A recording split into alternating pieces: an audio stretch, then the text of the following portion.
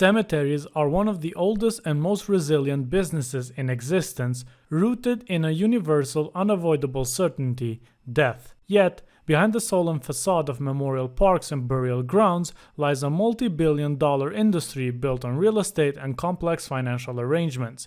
Unlike most businesses, cemeteries face little competition from technological disruption, and their services are never fully obsolete. However, as burial spaces fill up and customer preferences shift, this seemingly straightforward business model has become increasingly complex and fragile. And yet, some companies have found ways to adapt and even thrive in this evolving market. Among them is Service Corporation International. In this video, we will take a look at the business of cemeteries through the lens of Service Corporation International. With a market cap of approximately $11.6 billion, Service Corporation International, SCI for short, is the largest deathcare company in the United States. In 2024, it brought in $4.1 billion in revenue and recorded a net profit of $519 million. As of 2024, SCI operated 1,493 funeral service locations and 496 cemeteries, capturing approximately 17% of the funeral and cemetery market share in the United States. For the purpose of this video, we will focus on the cemetery business of SCI. At its essence, the cemetery business is a real estate business, which involves selling a plot of land for a fixed amount of money. And this is the largest revenue source for SCI cemeteries. In 2024, SCI's cemetery business generated approximately $1 billion from plot sales. But cemeteries also earn revenue through a range of additional services and products categorized as merchandise and service revenue. Everything from headstones, vaults, burial containers, and various burial services falls under this category. In 2024, merchandise and service revenue brought in just under $700 million, making up about 37% of the total cemetery revenue. But running a cemetery also involves a bunch of expenses like commissions paid to sales staff, costs directly tied to providing the merchandise and services, maintenance of the cemetery, admin, insurance, and more. Once these costs are accounted for, we see that SCI's cemetery business brought in $625 million in gross profit, translating to a gross profit margin of 33%, which is quite similar to other real estate-based businesses. So, from a very brief snapshot, the cemetery business looks like a very simple business. However, the business model gets more complicated once we take a deeper look into it. This is how SCI reports its cemetery business on its financial statements. There are two categories: at-need revenue and pre-need revenue. At-need revenue is straightforward. It's when a customer needs burial plots or services right after someone passes away. In 2024, SCI made around $432 million from at-need revenue. Pre-need revenue, on the other hand, is when a customer buys cemetery products and services before death.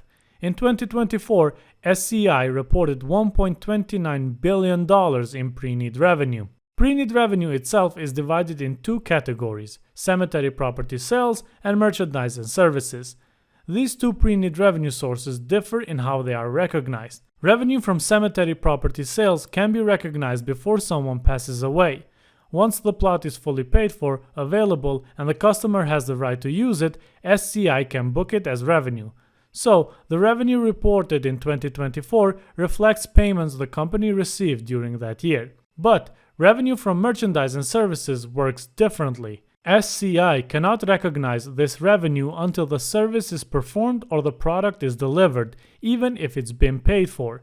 This creates a big backlog of unrecognized revenue reported as liabilities on SCI's balance sheet. By the end of 2024, SCI's pre-need backlog was about $16 billion, up $1.2 billion from the previous year. This also includes funeral pre-need revenue, since the company does not distinguish between funeral and cemetery pre-need backlog. That's a huge pool of future revenue waiting to be recognized as services are fulfilled. So, what actually happens with this revenue before it is delivered and actually recognized? When someone pays for merchandise or services in advance, SCI cannot just take that money and call it revenue. The company is required to set aside those prepayments to make sure it can deliver the promised services when the time comes. This means that a lot of the money collected through pre-need sales gets placed into trust funds. The idea is to protect consumers by making sure their money is available when they need it, even if it's years or decades later. These funds are invested in things like stocks, bonds, and real estate to help them grow over time. SCI also earns investment income from these funds, which it reports separately from its regular cemetery revenue. While the size of the cemetery pre-need trust fund is not public, according to the company, this fund generated a 12.5% return in 2024. But trust funds aren't the only way SCI handles pre-need payments. The company also uses a different approach called insurance-funded contracts. Instead of placing money in a trust, SCI partners with insurance companies. Customers buy life insurance policies or annuities, and when they pass away, the insurance company pays SCI for the services. This method is appealing to SCI because it provides immediate cash flow through commissions, what the company calls general agency revenue. In 2024, SCI sold $725 million worth of insurance-funded pre-need contracts, and it made about $232.5 million in commission from selling these insurance policies. Even though the actual insurance payouts do not show up as revenue until services are delivered, the commission revenue is recognized up front, which gives SCI a steady flow of cash that it can use to invest or grow the business. Another way SCI avoids putting all pre-need money into trust funds is by using surety bonds. Surety bonds are basically financial guarantees. Instead of setting aside cash in a trust, SCI pays a small annual premium to a surety company, which then provides a bond that promises to cover the company's obligations if needed. This approach allows SCI to keep more cash on hand rather than locking it away. As of 2024, SCI reported having approximately $455 million worth of surety bonds outstanding.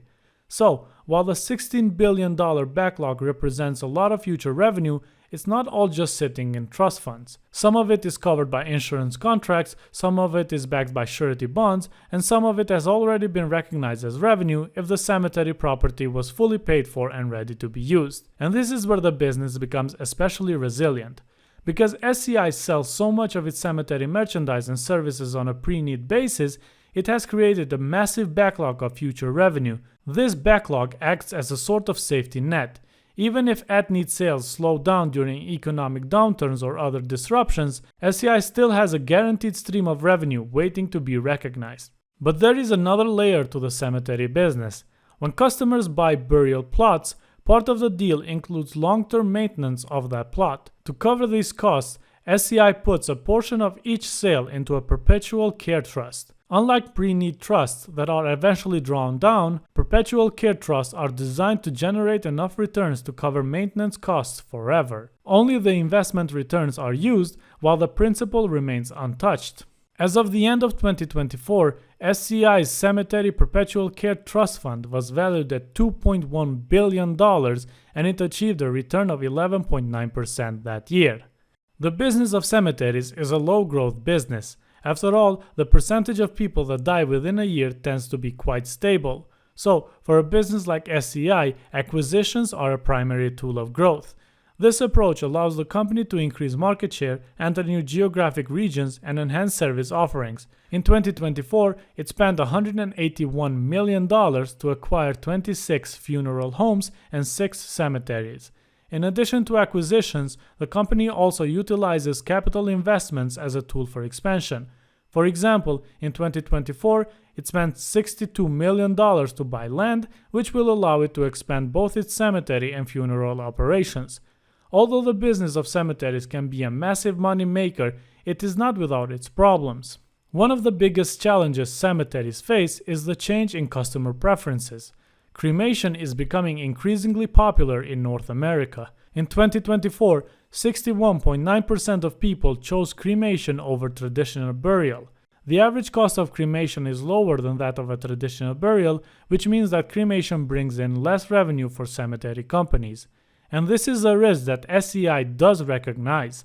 In its 10-K document, the company explains that if it doesn't continue to expand its cremation memorialization products and services, its financial condition, results of operations, and cash flow could be highly affected.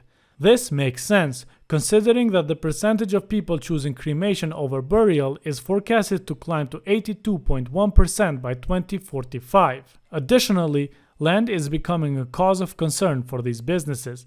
Cemeteries take up a lot of land, and once they're completely sold out or fully used, making money from them becomes a lot harder. This is especially problematic in crowded cities where land is both limited and incredibly expensive. Because of this, companies like SCI constantly need to find new land or come up with creative solutions to keep making money from their existing properties.